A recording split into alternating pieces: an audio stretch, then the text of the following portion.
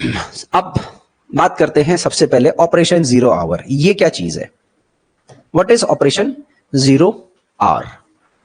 This is the operation that was run by the government against the politicians of the Quit India movement, यानी कि for the suppression of quit India movement which operation was used, ऐसा question पूछा जाएगा तो operation zero hour. ठीक है, तो सरकार की तरफ से सीधे ही हमने पहली प्रतिक्रिया पढ़नी है कि 9 अगस्त 1942, just within the start of the Quit India movement, Gandhi was arrested and sent to Aga Khan jail in Pune. Gandhi को भेज दिया अग्गा खान जेल। चचा नेहरू को भेज दिया अल्मोड़ा उत्तराखंड के अंदर, अल्मोड़ा जेल। हालांकि बाद में उनको अहमदनगर महाराष्ट्र की जेल में शिफ्ट कर दिया था। आपको याद होगा चचा नेहरू की एक बहुत फेमस बुक है जिसका नाम है डिस्कवरी ऑफ इंडिया। ये बुक उन्होंने कौन सी जेल में लिखी है? कभी कभी जीके के क्वेश्चंस पूछे जाते हैं, तो अहमदनगर की जेल में। इसी तरीके से उस समय राजेंद्र प्रसाद जो कि बिहार के थे, उनको पटना की जेल में ठूसा गया।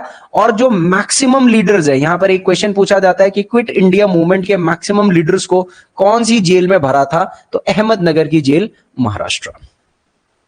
Is this clear to all of you? कौन सी जेल आपको याद रखनी है?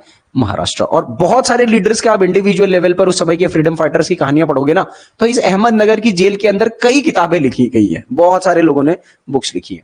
कुछ फैक्चुअल क्वेश्चंस इस तरीके के भी पूछ सकते हैं कि जब क्विट इंडिया मूवमेंट हुआ था तो उस समय ब्रिटेन के प्रधानमंत्री कौन थे? जाहिर सी बात है कंजर्वेटिव पार्टी के विंस्टन चर्चिल। और सेक्रेटरी ऑफ स्टेट कौन था जो कि मेन आदमी था, डिसीजन मेकर फॉर इंडिया? तो उसका नाम था आमरी। और अगर यहां की बात की जाए कि गवर्नर जनरल ऑफ इंडिया या वाइसरॉय कौन था, तो लॉर्ड लिनलिथगो चल ही रहा है ना। लॉर्ड लिनलिथगो 44 तक चलेगा, फिर 45 में इनके जाने के बाद वेवेल आ जाएंगे। तो he is the Lord Linlithgow is the third last governor general of British India.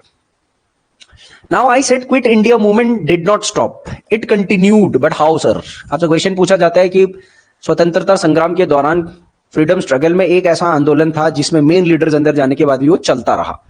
तो ये चलता रहा, क्यों ऐसा चलता रहा? सबसे पहले तो पब्लिक ही बहुत ज्यादा एग्रेसिव हो गई थी। पब्लिक ही यहां पर सड़कों में आ गई थी कि नेता अंदर जाते हैं, जाए, हम भी तो इंडिविजुअल लेवल पर लड़ रहे हैं। So public attacked the symbol of authority. सरकार के बहुत सारी अथॉरिटी के सिंबल, सरकार की बिल्डिंग, सरकार के पुल, ब्रिज ये सब तोड़ फोड़ करना। Bridges were blown up, railway tracks were removed, telegraph lines were cut off, है ना। Labours were going to strike, school में स्ट्राइक्स, पब्लिक ऑफिसेस में स्ट्राइक, सरकारी ऑफिसेस में स्ट्राइक, सरकारी कॉलेजों में स्ट्राइक। हर सरकारी बिजनेस को स्टैंड स्टिल कर दिया, हॉल्ट कर दिया, ठप कर दिया पूरा का पूरा। क्योंकि हमने देखा था सिविल डिसोबीडियंस का सबसे बड़ा मुद्दा, सबसे बड़ा कॉन्सेप्ट यही था कि जो पब्लिक से रिलेटेड चीजें हैं उसको स्टैंड स्टिल करना है, ब्लैकआउट कर देना है। और कई उभरते हुए नेताओं ने अंडरग्राउंड एक्टिविटी स्टार्ट कर दी। इस अंडरग्राउंड एक्टिविटी में आप आजाद भारत के उन नेताओं के नाम पढ़ते हो जो इस जमाने में अपने युवा जोश के उसमें थे। Usha Mehta, the Indian freedom fighter, बहुत बड़ा नाम। उस जमाने में रेडियो का बड़ा क्रेज था, तो रेडियो चैनल छुप छुप के रेडियो चैनल्स बनाते थे और उस पर उषा मेहता और जयप्रकाश नारायण, जेपी नारायण, ये लोग जबरदस्त भाषण देते थे ताकि बड़े लीडर्स अंदर क्यों ना हो, लेकिन युवाओं का, भारत के लोगों का जोश चरम पर हो। तो ऐसे कौन से वो लीडर्स थे जिन्होंने 1942 क्विट इंडिया मूवमेंट के टाइम पर अंडरग्राउंड रह करके काम किया है? बहुत इंपॉर्टेंट है। राम मनोहर लोहिया, जयप्रकाश नारायण, अरुणा आसफ अली, उषा शर्मा, बीजू पटनायक जो उड़ीसा के थे, छोटू भाई पूर्णायक, अच्युत पटवर्धन, सुचित्रा कृपलानी, जेबी कृपलानी जी की वाइफ, आरपी गोयंका जिनके नाम पर पत्रकारिता का यानी प्रेस का सबसे बड़ा अवार्ड है इंडिया के अंदर। और अंडरग्राउंड रेडियो स्टेशन किसने चलाया? Usha Mehta along with Jayaprakash Narayan. ये दो लीडर्स याद रखना अंडरग्राउंड रेडियो के लिए, ठीक है। अगर अंडरग्राउंड रेडियो की बात आ जाएगी तो उषा मेहता के साथ साथ जेपी नारायण, मजेदार तरीके से इन्होंने भाषणबाजी करे थे। इंपॉर्टेंट है, ठीक है। This is again important, JP Narayan plus Usha Mehta. So they were the Pioneers, ये उस जमाने के पाइनियर्स थे। इसके बाद मूवमेंट कंटिन्यूड और कैसे हुआ? अंडरग्राउंड लीडर्स तो अपना काम कर रहे थे, कई जगहों पर सरकार के एडमिनिस्ट्रेशन को लोगों ने कंट्रोल कर दिया। वहां के जो डिस्ट्रिक्ट अथॉरिटी है या और जो अथॉरिटीज जो ब्रिटिश गवर्नमेंट के अंडर में रह के काम कर रही है, उन्होंने उसको हाईजैक कर दिया और अपनी खुद की सरकारें वहां पर चलाई। ऐसे कॉन्सेप्ट्स को पैरेलल गवर्नमेंट बोला गया, समांतर सरकार है, क्योंकि एक तरफ तो ब्रिटिश गवर्नमेंट ऑफिशियली चली रही है ना, बट उसको प्रैक्टिकली उखाड़ करके लोकल गवर्नमेंट जब हावी हो जाती है तो कॉलोनियल पीरियड में इसको पैरेलल गवर्नमेंट्स का कॉन्सेप्ट बोला गया। 1950 में सबसे पहली बारी ब्रिटिश राज में पैरेलल गवर्नमेंट अफगानिस्तान में एस्टैब्लिश हुई थी। So the first parallel government here started in Ballia UP under the leadership of Chittu Pandey. ये जो पैरेलल गवर्नमेंट्स के जो लीडर्स है ना एरिया वाइज, ये कभी कभी फैक्चुअल क्वेश्चंस में मैच द फॉलोइंग करके पूछ लेते हैं। तो बलिया यूपी में वहां चित्तू पांडे के नेतृत्व में पूरा बलिया पर कब्जा मार दिया गया। इसी तरीके से बंगाल में तुमलुक है, वहां पर लोकल लोगों ने सिविल एडमिनिस्ट्रेशन पर कब्जा मार दिया।